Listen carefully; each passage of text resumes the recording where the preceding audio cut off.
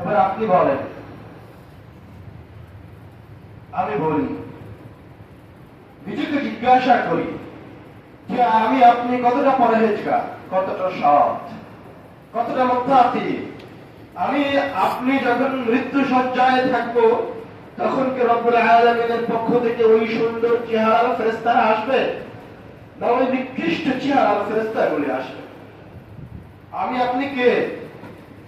এই মৃত্যুকে ভয় করে যারা দুনিয়ার মাটিতে শ্রেষ্ঠ মানুষ ছিল তারা কান্নাকাটি করত।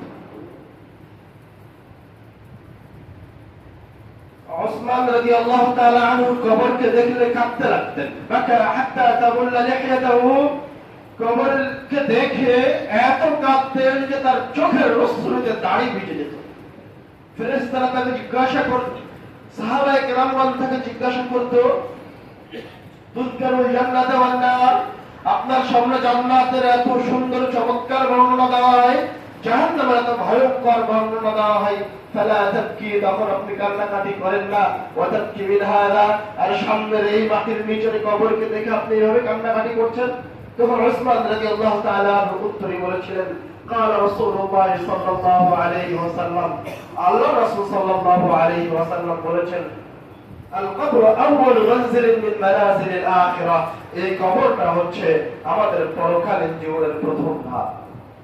ফাইন নাজা মিনহা, যে ব্যক্তি এই কবরের ফিতনা থেকে বেঁচে গেল, এই কবরে বেঁচে গেল, মৃত্যুর সময় গেল, মৃত্যুকে কল্যাণের উপরে হলো, ফামা বা'দাহু আইসারা মিন, তার জন্য পরবর্তী যাত্রা সহজ হয়ে গেল। আর যে ব্যক্তি কবরে আটকা পড়ে গেল, ধরা পড়ে গেল, ফামা বা'দাহু আশাদ্দ মিন, তার জন্য এর পরবর্তী সময় আরো কঠিন।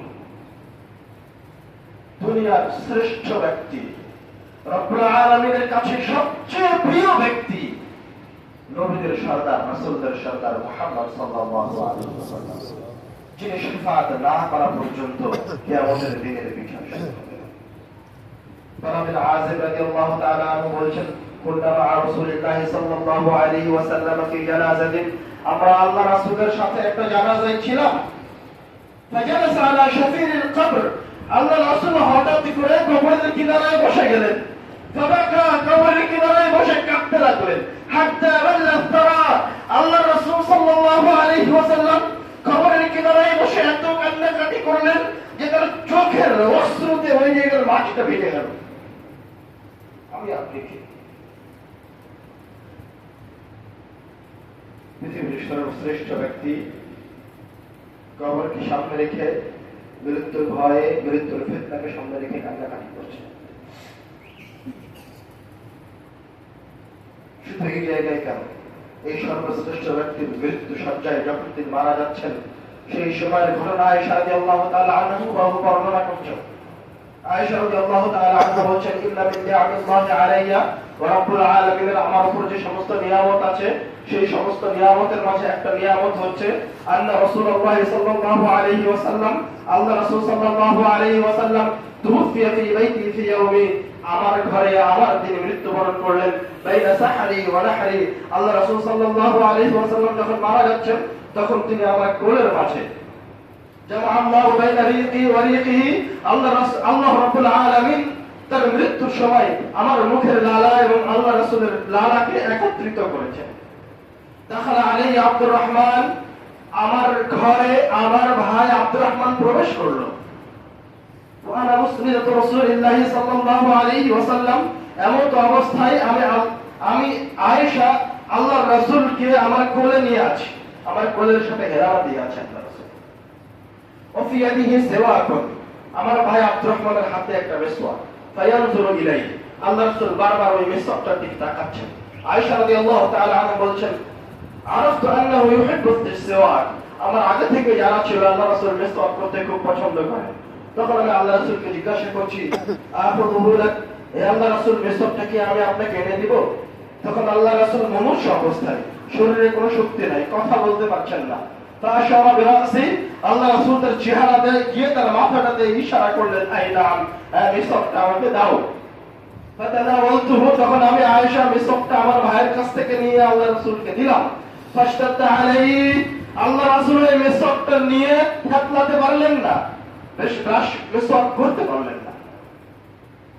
তখন আমি আয়েশা আল্লাহ রাসূলকে বলছি, আউলাইয়িনু বলেন, হে আল্লাহ রাসূল, মিসওয়াকটাকে আমি চিবিয়ে নরম করে দিব? ফাআশারা বিরাসিহি, আল্লাহ রাসূল আবার তার মাথা নাড়িয়ে জবাব দিলেন, আই নাম, হ্যাঁ, তুমি আমার মিসওয়াকটাকে একটু নরম করে দাও। ফালাইয়াতুহু, তখন আমি আয়েশা তার মিসওয়াকটাকে আমার নিজের দাঁত দিয়ে চিবিয়ে নরম করে দিলাম। আল্লাহ রাসূল ওই মিসওয়াকটা দিয়ে তিনি নিজে মিসওয়াক করলেন। বাইনা ইয়াদাইহি রাকবাতুন ওয়া উলমাতুন, আল্লাহ রাসূলের সামনে একটা পাত্র রাখা ছিল, তাতে ছিল পানি। আল্লাহ রাসূল বারবার তার দুই হাতটা ওই পানির ভিতরে ঢোকাচ্ছিলেন আর মুখটা মুছতেছিলেন। এক পর্যায়ে গিয়ে আল্লাহ রাসূল বলে উঠলেন, লা ইলাহা ইল্লাল্লাহ, আল্লাহ ছাড়া দ্বিতীয় কোনো মাবুদ নাই। ইন্না লিল মাউতি লাসাকারাত, নিশ্চয় মৃত্যুর রয়েছে খুব কষ্ট। আল্লাহ রাসূল নিজে যখন মারা যাচ্ছেন তখন এইভাবে কষ্ট পাচ্ছেন, বারবার তার দুই হাতটা দিয়ে তার মুখটা মুছতেছেন। আর একটা বর্ণনায় এসেছে আল্লাহ রাসূল তার মৃত্যুর সময় বলছেন, রাব্বি আ'ইন্নি ফি সাকরাতিল মাউত, হে আমার প্রতিপালক, হে আমার রব, এই মৃত্যুর কষ্টের সময় আপনি আমাকে সাহায্য করেন। আল্লাহ রাসূল তার এই কষ্টের সময়, মারা যাওয়ার কষ্টের সময় রব্বুল আলামিনের কাছে সাহায্য চাচ্ছেন। এক পর্যায়ে গিয়ে আল্লাহ রাসূল সাল্লাল্লাহু আলাইহি ওয়াসাল্লাম তার হাতটাকে সামান্য একটু উঁচিয়ে ধরলেন।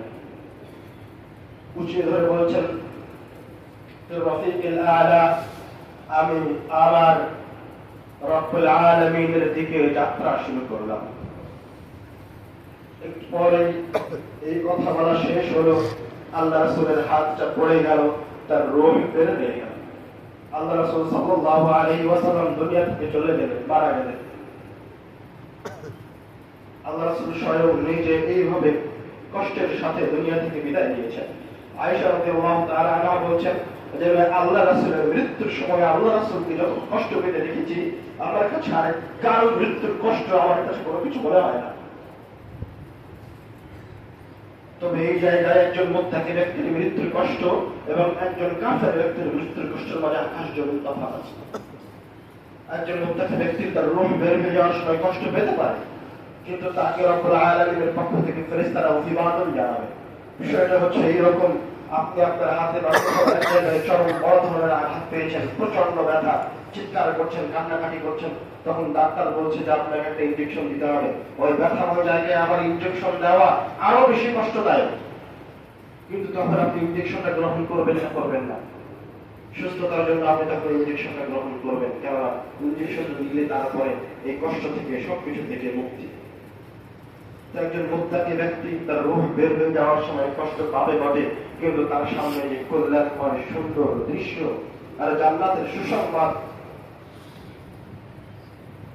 তার জন্য অপেক্ষা করছে, সে এগুলি দেখে মৃত্যুকে কবুল করে নিবে, নিজে মনে নিজের অন্তর থেকে গ্রহণ করবে। আল্লাহ রাসূলের সামনে তার মৃত্যুকে পেশ করা হয়, তুমি কি মৃত্যুকে চাচ্ছ না চাচ্ছ না, তখন ফেরেশতারা সেটাকে গ্রহণ করে, তাদের উপর জোর করে মৃত্যুকে চাপিয়ে দেওয়া হয় না।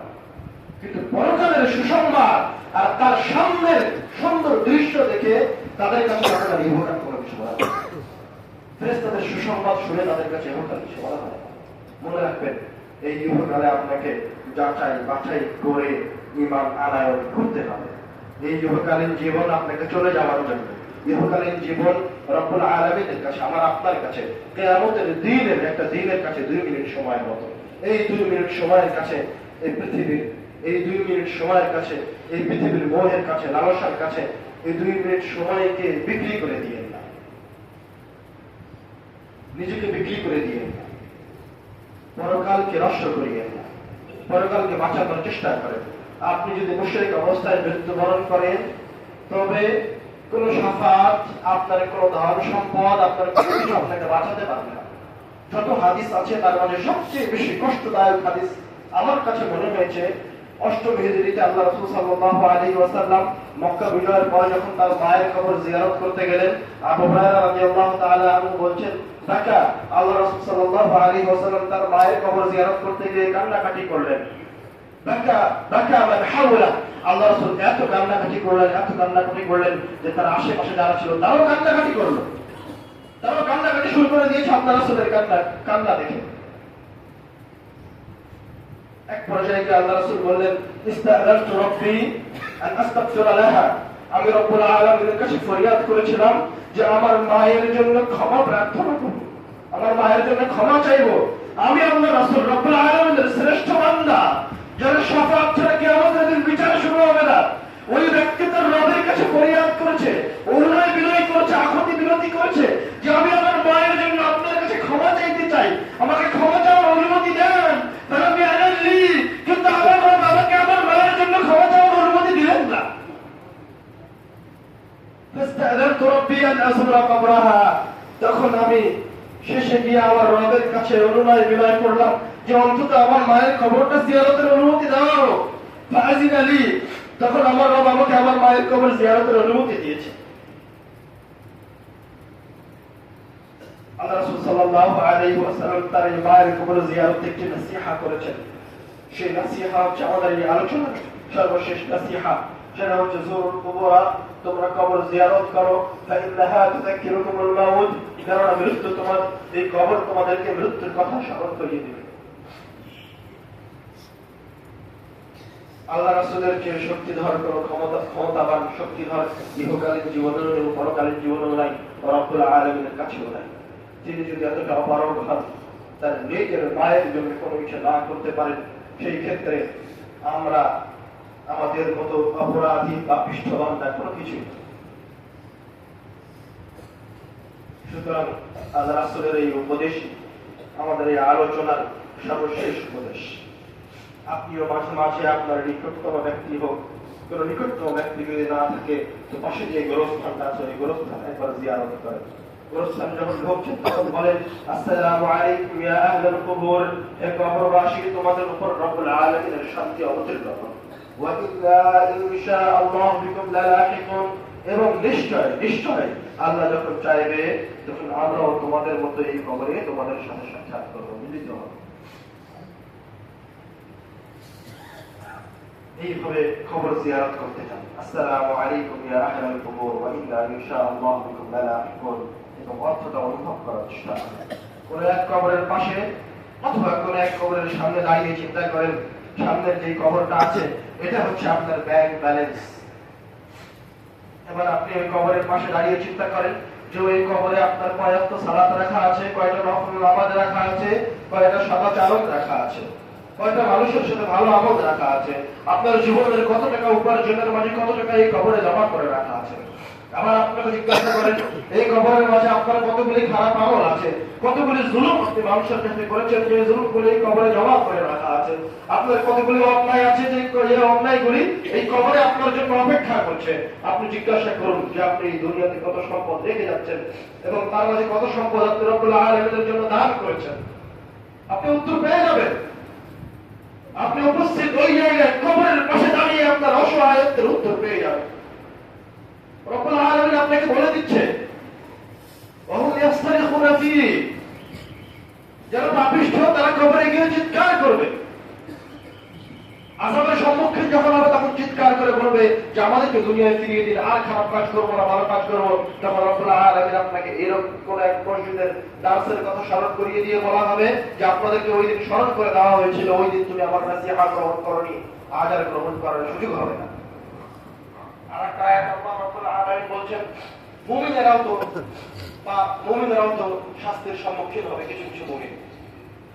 তো যখন কোন মুমিন তার পরকালীন জীবনটা একটু অকল্যাণকরের দিকে যাবে, যখন সে নিজেকে অপরাধী পাবে এবং ফেরেশতারা তার কাছে তার রূহটা নেওয়ার জন্য এসেছে এমন অবস্থায় থাকবে, তখন এই পাপিষ্ঠ মুমিন ব্যক্তি রব্বুল আলামিনের কাছে যেই ফরিয়াদ করবে, সেই ফরিয়াদটা হচ্ছে, রব্বি লাউলা আখারতানি ইলা আজালিন করিব, হে আল্লাহ তুমি যদি আমাকে আর সামান্য একটু সময় দাও, একটা সেকেন্ড বাড়িয়ে দাও, লা সাদ্দাক ওয়া আকুন মিনাস সালিহিন, তাহলে আমি আমার অর্থ সম্পদ থেকে দান সদকা করে সালেহিনদের অন্তর্ভুক্ত হয়ে যাব।